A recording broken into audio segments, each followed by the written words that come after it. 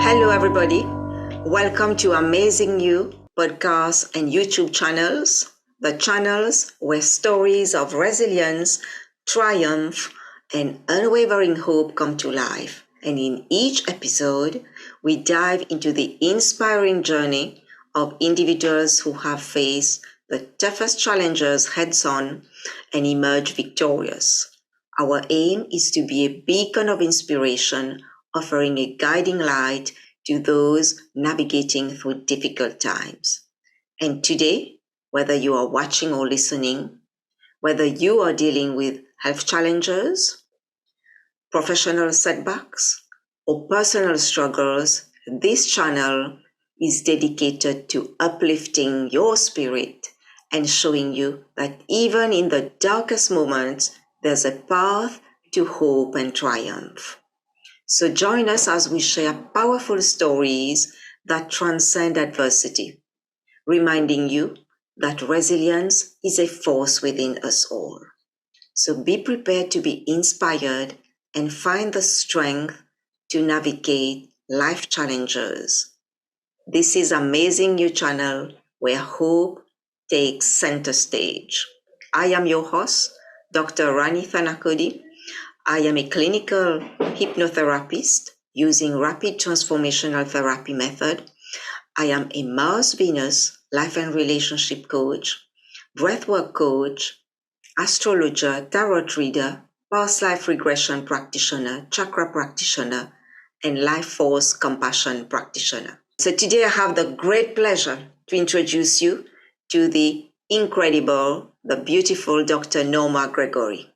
Dr. Gregory is a social historian, diverse arts curator, and broadcaster with extensive experience specializing in equality, diversity, and inclusion heritage education through creative arts. Dr. Norma has worked in partnership with Historic England, BBC Uplands TV, Cardiff Productions, The Voice newspaper, Channel 4 News, BBC Moonage Pictures, Anastasia Museum, the National Coal Mining Museum, Yorkshire, Durham University, Newcastle University, Nottingham City Council, and Nottinghamshire County Council. So welcome, Dr. Gregory, to Amazing You. Thank you. Thank you so much for the lovely introduction there. Thank you. You are welcome. I am really interested to know if you could share with the audience a bit about, briefly, if you can tell us about your story that had led you to do all these great things, Dr. Gregory. Thank you. Well, I'm passionate about education, what we learn, what we don't learn, what we're not taught, and things that we find out for ourselves. So I'm really interested in helping people to learn how to reflect and think and to ask questions about life, about their own life, about their own identity and their place in the world and sense of belonging. So that's really was my starting point to all of my academic studies and work roles that I've done over many years. It's always been around understanding more about who I am, why am I here? Yes. What am I doing? What am I doing, or what am I not doing? It was that kind of trying to understand things, and my place in the world. So that was a starting point. So all of my work has been around a lot of questioning, using actually English skills, English writing, English literacy skills, which I became a teacher for some years, and I worked in schools. So I enjoy reading, writing, speaking, and listening. They're the kind of four elements of English that English language that we're taught in schools now. Yes. But I'm passionate about that, and I'm passionate about communicating and sharing knowledge, because I think that's what communication should be around, is sharing knowledge, sharing and working together, working with each other. So that's really was my starting point in all of my heritage work, which I do now a lot of. Right. Wow, that is amazing. And you said at the beginning that you you went on that journey to discover who you are, why you are here. And do you think you have found out your purpose at this point of your life? I would say yes, I really would say I do have a very clearer picture, because I think in my 20s I didn't know. I That was my kind of most I couldn't see the future at all. I Right. couldn't see any reason what Okay. I had to do in this world. And I kept going to careers advisors and lots of Okay. people to ask them, what do you think I'm going to be good at? What is it am I going to do with my life? And I was never really given any answers. Okay. Yeah. Yeah, I would say that at this stage in my life, I'm 54 now, about to be 55 in the summer. I do know, and I think I knew that maybe 14 years ago when I was 40, when I left teaching Mhm. in 2012, around 2012. I said, right, I know what I've got to do. And I started working voluntary writing for a magazine, a local magazine. Um, and then I decided to set up my own small social enterprise, specifically aimed at providing educational consultancy, educational resources, workshops, teaching around literacy and heritage, because our heritage is our gift, Yes. our past, Yeah. but it's there to help us today and in the future. So that's why I worked in heritage, because I had to delve into my past Yes. and into the past, my local history, the national history and the global history. I had to look at everything what Mhm. had gone on in the past in order to place myself in that story, because I think we often place ourselves outside of history Yes. and outside of heritage, but we are not. We should not be thinking that. We should be placing ourselves in it and speaking in it, i.e., speaking that you are part. You've got some link to heritage. You might not realize what it is, or you might not realize. There's something in the past or someone in the past that links to you. So that's your heritage.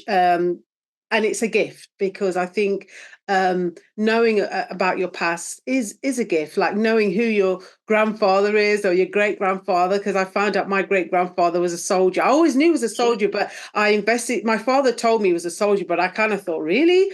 And I looked into it. I went to Kew, the National Archives, to look at Right. the soldiers' names and listings, and I found my great grandfather listed there, and so forth. So it's been an amazing journey, and I would really encourage everybody to start to ask those big questions, and don't be afraid to ask questions, because I think when I think back at school, I was always put in the sin bin. When I was at primary school, I remember always being put in the sin bin. Imagine being put in the sin bin, a bin for Okay. sinners. All And I thought, right. why am I? Okay. Yes, a bin for sinners, a sin bin. And this sin bin was a table by yourself in front of the teacher's table. And on a Friday, I was always put on that table in the sin bin for talking too much. Okay. So I was, you're discouraged from talking at Mm. school. You're discouraged, growing up. You're not really well. I wasn't really encouraged to ask questions that I do now. So I felt a sense of silencing, really, and loss of voice, where I knew I had a voice and I knew I had lots of interesting things to say, but it was always at the wrong time, or not needed, or nobody wants to hear it, or that kind of thing. So and it's funny, because I do a lot of speaking now. A lot of my day work is doing talks and presentations and lectures, and do this podcast today. So it's all again, my past has helped me to be here in this moment. And if I didn't have that past, what happened in my life, I wouldn't be here right now. So I do look at it as a gift. It is definitely, yes. You said a couple of great points where you talk about when you find your purpose, because at this time, so many people are looking for their purpose and you find your purpose.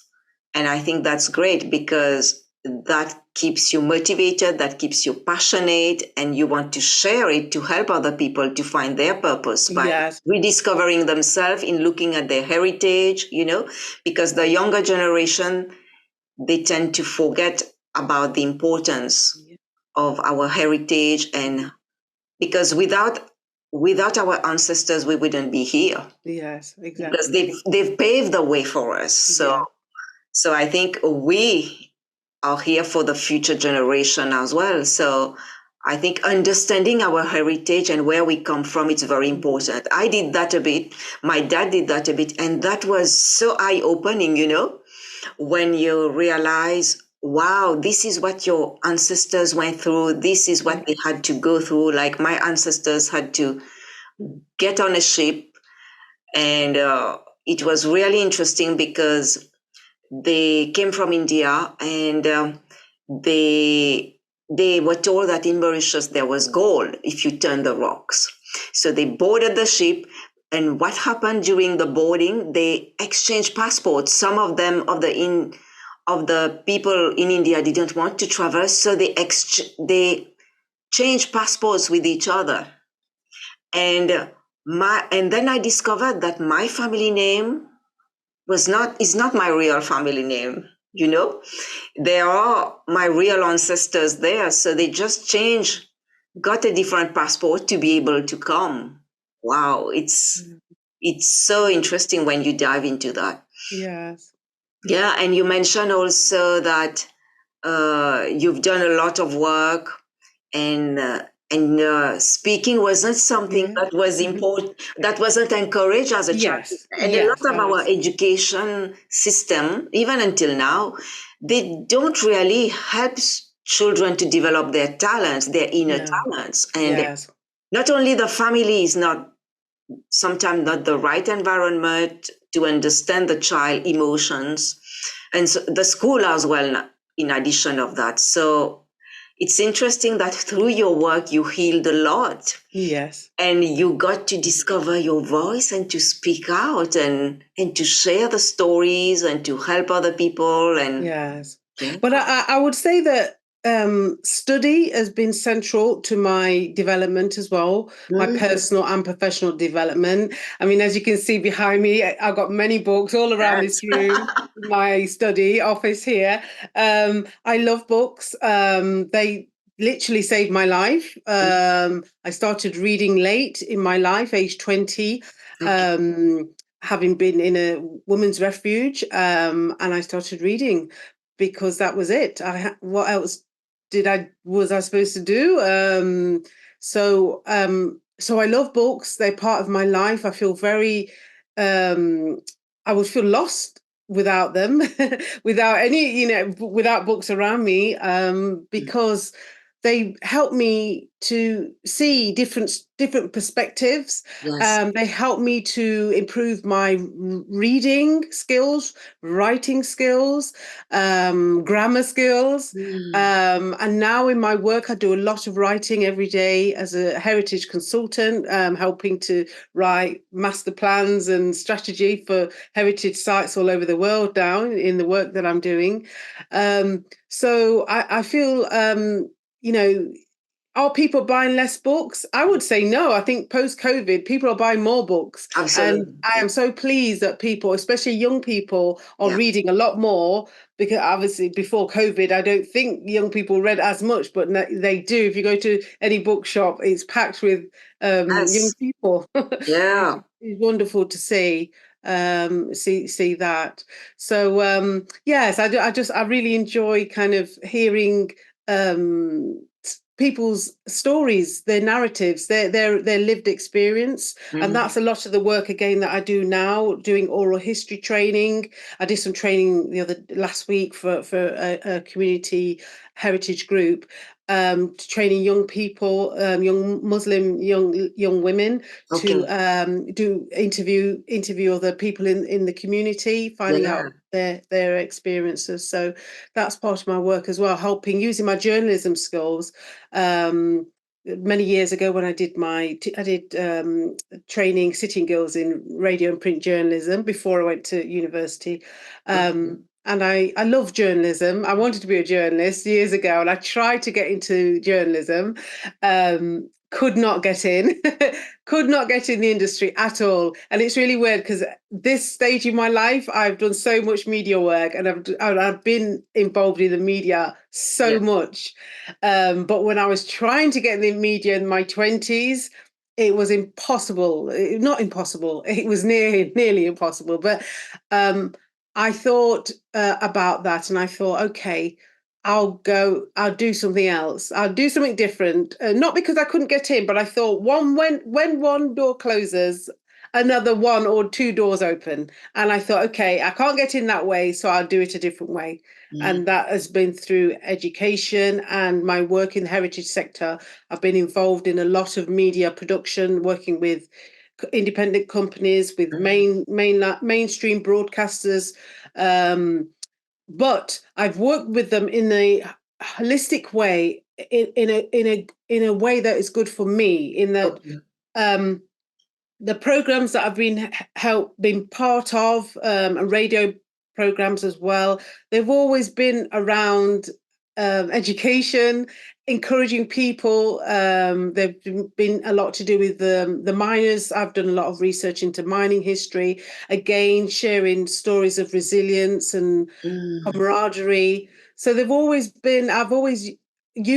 worked with the media in a constructive way, because I think the media is a tool, a communication tool. Yes. So think of a toolbox and the different tools in that toolbox. The media industry is like that. So in that toolbox, you've got radio, you've got broadcast television, you've got magazines, newspapers, online, pods, Mm. blogs.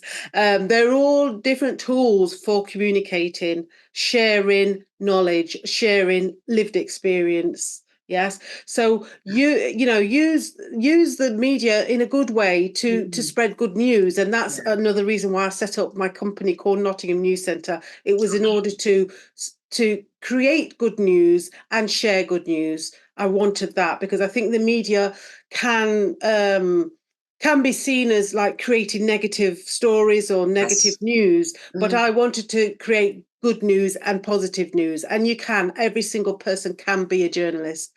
Cool, yes, they can, and they can create good news about their local area, about whatever they're doing. You can create good news stories, positive, healthy, holistic news, and that's what the work that I'm really passionate about. Wow. Thank you so much. I was born in Nottingham. Okay. So yes, I was born in Nottingham. My parents moved to the UK from Jamaica in the early 60s, Right. because of the offer of work in the Caribbean in the early 60s. And earlier than that, many people were encouraged to come to the UK to work and to Mm. contribute, which they all did for many, many years. My mother was in the NHS for 40 years, my Okay. father in the steel industry for 30 years. So, yes, and so I was born here in the East Midlands in 1969, so effectively second generation West Indian, I would say, but Black British, or a person of the African diaspora. That's what I call myself as well, because I'm part of a bigger family, a Okay. global family. Right. But you said you stayed in a center for some time. I You remember stayed again? well. I was in a women's refuge, age Yeah. 20. How Yeah, did not as a that refugee, happen? but women's refuge. Yeah. If you But can share with us how well, you how did that happen? That went happened there. from making a choice that's not a bad choice. Sometimes in life, with things you kind of take a wrong turn, or you make a wrong decision. I won't say it's a wrong decision, but it felt like a wrong decision, because if that didn't happen, I wouldn't be here now and doing what I'm Yes. doing. But I think sometimes in life, there are crossroads which Mhm. you come to, And sometimes you can take the wrong road. And it either means you have to take the long road round to the back to the path that you are destined for. Yeah, so that's how I look at that. It's part of life. It's part of my life, and I think sometimes when you're young as well, you make rash decisions, or you make wrong decisions. But I think that I look back now and I think again, like I said, if that didn't happen, I wouldn't be a strong woman that I am today. Yes. I'm a very strong woman today, and at that time in my life, I was not a strong woman. I didn't know who I was, my identity. I hadn't worked that out yet. My purpose, I hadn't worked that out yet. So those are the things that make you vulnerable and make you weak when Yeah. you don't have the strength and resilience and confidence. Those are the things that university, college, school, you don't learn those things. I think they come with time, really, and experience. Yes, definitely, definitely. Yes. But you shared with me a very interesting story of how you got into university. I think it is worth sharing to the audience if you want to, because that will inspire a lot of young people who maybe don't have the right environment to support them, to guide them, but how your perseverance, your determination to go to university helped Well, you to yes. become who you are today. Yeah. Yes, well, back to the story of being in the refuge. When I started reading, I started to enjoy reading because I think before that incident, I didn't read a lot, and I didn't see the purpose of reading. So when I started to read, I started to question things, and look at things differently, and I wanted to do more of it. So I wrote a letter, a handwritten letter in pencil on 4 sheets of paper, which took me ages to do, lots of rubbing out and rewriting. I wrote a letter to Hackney Council in London because I was in a refuge in Hackney, London, and I explained to them my situation and that I wanted to do great things in my life and I will do great things in my life, but I needed their help. So I asked them to support my return to college. Mm. So I waited for the letter, any reply, waited weeks and weeks, and then I got a letter in the post, and the letter Okay. said, yes, we will help you Wow. return to college, go to college. And then I did 2 years at college where I did radio and print journalism for 2 years, which I got a distinction for, and then English and French, A levels. And towards the end of the 2 years at College of North East London in Tottenham, and Seven Sisters, I wrote back to Hackney Council and I said, to Hackney Council, this is my journey. This is what I've done. I've just been to the college. I've had a great experience, life-changing experience, and I want to. My teacher said I should go to university, and I didn't know what university was. I'd Okay. never been to one before. I was never told to go to university at school. But I asked Hackney Council and I said, I would like to go to university. Would you have to study English to be a journalist? And I wrote back to them with a pencil and paper again, a long letter, very long letter, but a honest, open, frank letter, and my desire and passion and determination to keep on learning, and to go to university to read English. So again, waited for the letter, and I got a response saying, "Yes, we will. Okay. Again, we will support you to go to university. We will pay your maintenance fee." There was no loan, student loans just started to be introduced, because I took a loan in the third year, a small loan, because we had to move off the campus and rent accommodation. But I was so grateful. I worked so hard those 3 years, actually the 5 years, 2 years at college, I worked flat out because I was so grateful that an organization had chosen to help me, for for some reason, they'd never met me before, but for some reason they had belief in me. Yes. And I told them, believe in me. You know, I really expressed myself in these letters, that I needed this. This was really kind of vital. And university, I loved my time at St. Mary's in Twickenham, in London, just outside London. Wonderful time in my life. 3 years of English language, English literature, theology, and religious studies. I worked flat out in those 3 years. I gave everything. I read every book, possible. I spent a lot of time in the library on campus. I moved onto the campus. I had a flat. I moved from the. I let friends stay in the flat, and I moved and went on the campus, so I could study in peace. And it was wonderful. Again, life-changing for me because I got to read, I got to take part in debate, I joined lots of societies. Okay. I joined the athletics team because I was very good at athletics, throwing shot put and javelin and discus. Okay. I spent a lot of time talking to the lecturers about any problems that I had, trying to understand the question or understand some of the text because I wasn't familiar with some of the kind of classic texts that we were reading.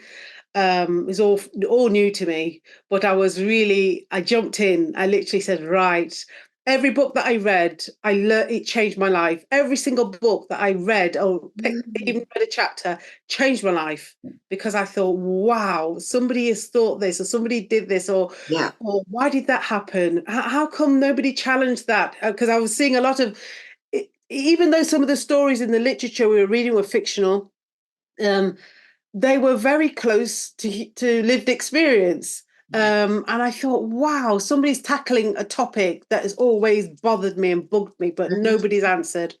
So I use literature, English literature, not just English, written in English, but texts from all over the world, from writers all over the world. I just, again, every essay that I wrote was always really passionate, really trying to solve some of human experience, the challenge of human experience, some of the challenges all humans face, such as loss, love, death, Yeah. anxiety, fear. So it was wonderful just to kind of have time again to read, to write, to discuss and to chat and not be put in the sin bin for talking too Yes. much, but actively encouraged to talk. Which was wonderful at St. Mary's. I went on from there to do my master's degree in education at the Institute of Education, University of London, which is now UCL, part of UCL. That was wonderful, learning how to mentor. I did a lot of mentoring in schools, trying to encourage young children to study and the value of study, how important it is. And I really was stressing to them how important it is to learn, but not just learn what's in school, but to find out what you like to find out about, your own hobbies, interests. Lots of children had pets and things. So I encouraged them to look into looking after their pet, reading up, writing little Yeah. articles about their little pets and things. So I was very much into informal learning as well, not just formal learning, but I think it's very important what asking you your said. own questions. Yes. I think it's very important what you said. No, Norma, looking at informal learning because it's not only about academic textbook, and I found that today it was very beautiful to notice with my students when I asked them a question about a book that they've read. What is the current book that they've read? And I found out that they have so many hobbies that I wouldn't have known if I haven't asked them. Some like painting, some are authors of books, they've written books. Wow, it's like some like herbal medicine books. It's so interesting the variety of ideas that they gave me, but that they gave each other as well, and they Yeah. really enjoyed that experience. So I definitely completely agree with you. that some informal learning Yeah. is very, very important. Yeah, and informal learning of your own choice. I Yes. think you have to be passion. You have to have passion for Abs- whatever you're looking at, Yeah. studying, reading, working in, whatever field you're working in. If your heart's not in it, if your passion's not there, you're not going to have a lot of energy to No. do the job well. So I think choosing and taking a different direction. I was a school teacher Mm. for a number of years. I worked in schools for 13 years in total. And at the end of my phase in school, I took the leap of leaving my job. I had no money, Mm. and I thought, right, I'm going to do what my heart says I'm to do, and that is to read, write, meet people, socialize, get to bed a bit earlier, get to the gym a bit, in the morning. So I had a change of life, and that was so important. Again, I wouldn't be here. I don't think I would be here if I didn't take that make that decision, and I made it by myself. Mm. I had to do it because that was my calling. It was a calling, literally, and the Yes. work I'm doing is a calling. Yeah. I am called to do it. Nobody else can do the work that I do. I have to do my work, and you will also have to do your work. Absolutely. Whatever that work is, Yes. you will be revealed. It will be revealed to you in time, in good time.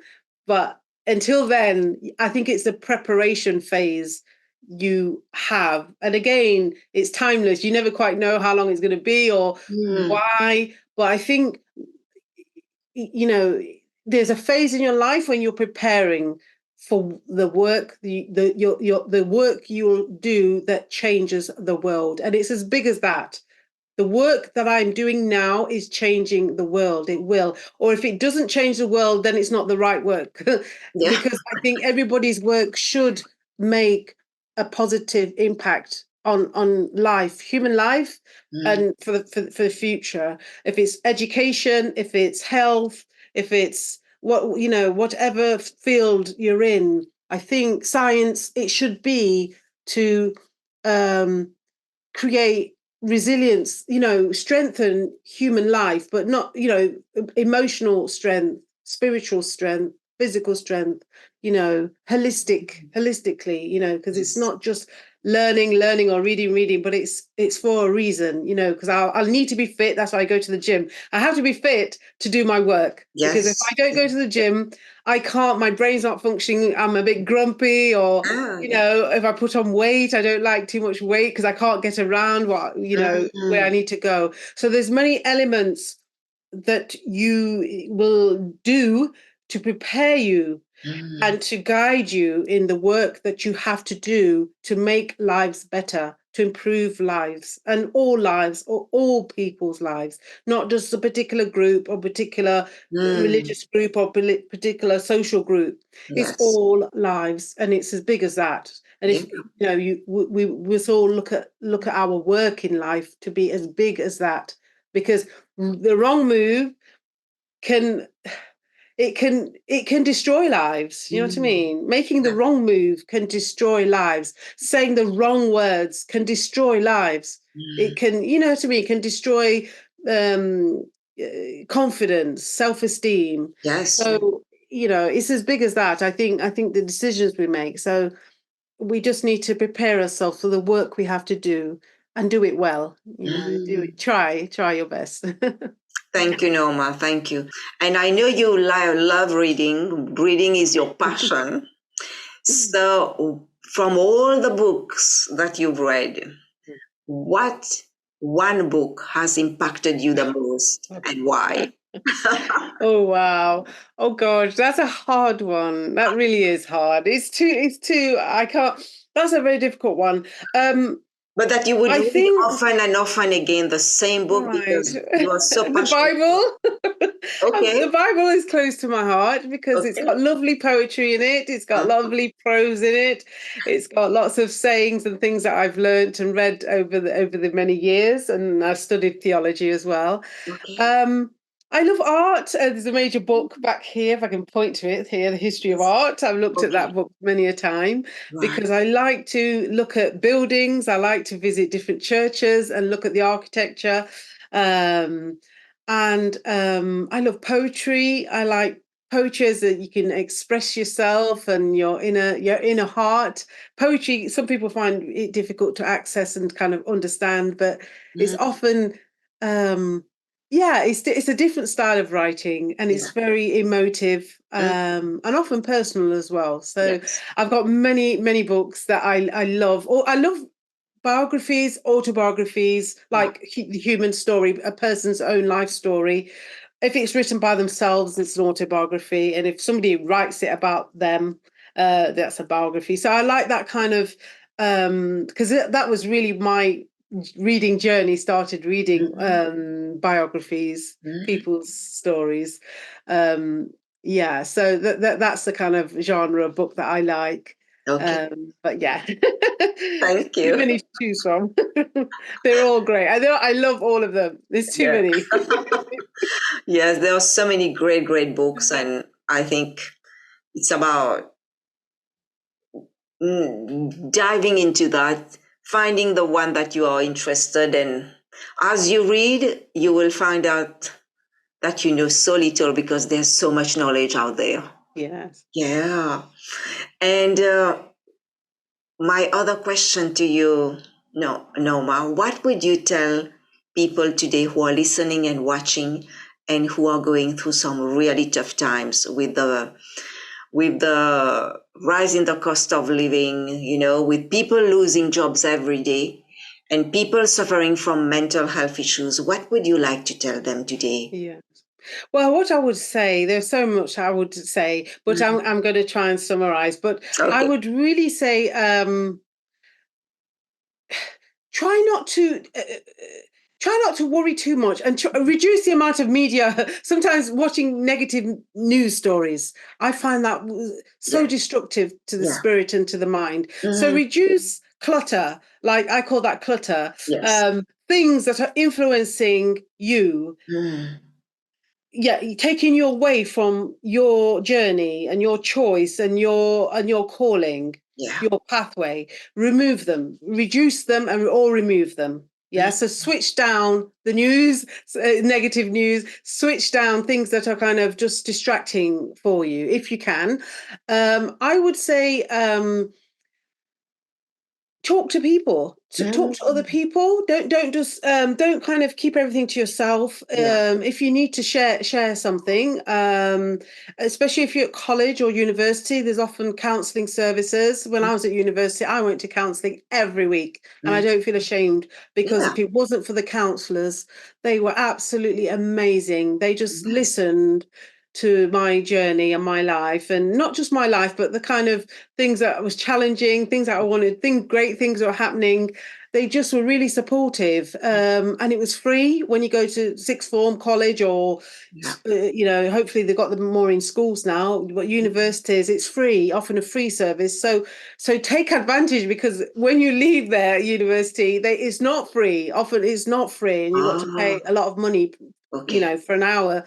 So get support where you can. Mm. Choose, like I say, choose the right career, or change career. Don't be afraid to change career, because you don't have to be in the same job for your whole life. You Absolutely. don't. Yeah. And there are now many avenues of job searching, such as Mm. LinkedIn. Brilliant LinkedIn. That's where most employers, put jobs that they have. Yes. And join a group. So, for instance, if you're interested in gardening again, Yeah. join the gardening groups on LinkedIn, because you hear what's happening in the industry. You start to meet other professionals who are in the gardening industry. Say you start to meet employers that are, to do with that subject. So that LinkedIn, I think, is brilliant for professional development and job searching, as well as many other websites and publications and things.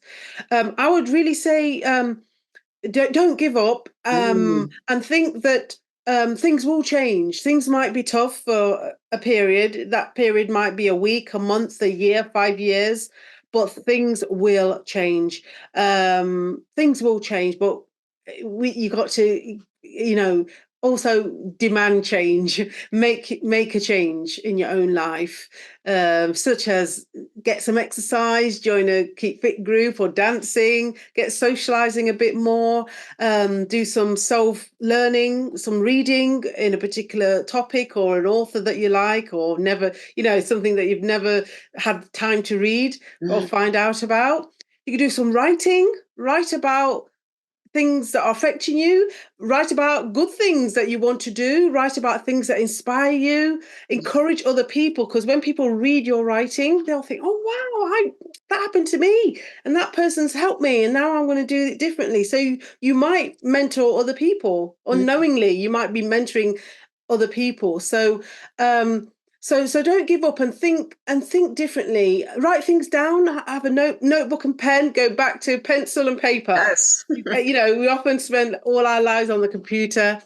Go back to pen and paper. I've got my notebook here. Every day I write, I put the date at the top and I write everything I'm thinking about, things I'm working on, things that are challenging, write them right there. So I can close the book at the end of the night and I can go to bed and get some sleep.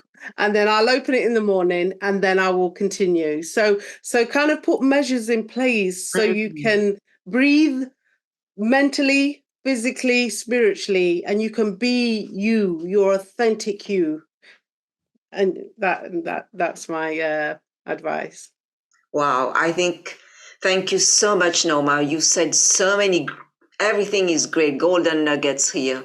And I really encourage the audience, if you can't do, you won't be able to do everything, but pick a few of those that that you feel relate to you with what Norma just said, and put them into practice. It's not only about listening, but you also have to put things into practice and take actions to change your life. Yes. Thank you, Norma. Thank you so much. Thank you. And my last question to you, tell us more about, you said you were a director of Nottingham News Centre. So tell us more about that and the great thing that you do, and how can people reach out to you, Norma? Thank you so much. Well, Nottingham News Centre, I set it up in 2013 following my teaching career, and because I wanted to pursue my dream and also generate my own income, become financially independent, for educational purposes, to promote education, to share knowledge. So Nottingham News Centre, it's been absolutely life-changing. It's a social enterprise. I'm really proud to be a woman to run a business for 11 years now. Wow. And to encourage other people to try and set up their own little business, whatever that is, whatever you want to do. You promote your own services, your own skills, work as a consultant, work with helping other people. So that's what the work I do. Some of the work we do, we make educational resources. So I find the work I've been doing, I found teachers haven't got certain resources, or organizations don't have certain resources. So we create them, we write them. We've drafted educational posters to do with heritage, calendars, books, merchandise and everything else. So it's been a wonderful journey. If you want to find out more about some of the amazing work we've done, you could visit the website, nottinghamnewscentre.com. You could visit my own personal profile. It's normagregory.com. Or you could follow me on, LinkedIn, really, and Facebook, Instagram. Thank you. Thank you so much, Norma. And I would like to say a big thank you to you for taking your time to share with the audience today your journey and all the great things that you do, and to inspire them today, to give them hope. And I really appreciate that. And I'm sure the audience as well have got a lot of really taking notes of so many golden nuggets you've been sharing today. And I wish you the very best in your career, in everything that you do. Keep shining, and we need you in the community. We need you globally. So you are here to help the next generation. It's so important, and really appreciate your work. And I would say big thank you to the audience for watching, for listening, and for sharing. And if any final word you want to share to the audience before we finish. Just say it's so great, sharing with you, Rani. You're doing amazing work, and keep up the good work for yourself. Keep going, keep strong. Thank you. Very, very grateful for you, Norma, to have met you and to have you on the podcast. Thank you. Thank you so much. Thank you, everyone. Bye-bye. Bye.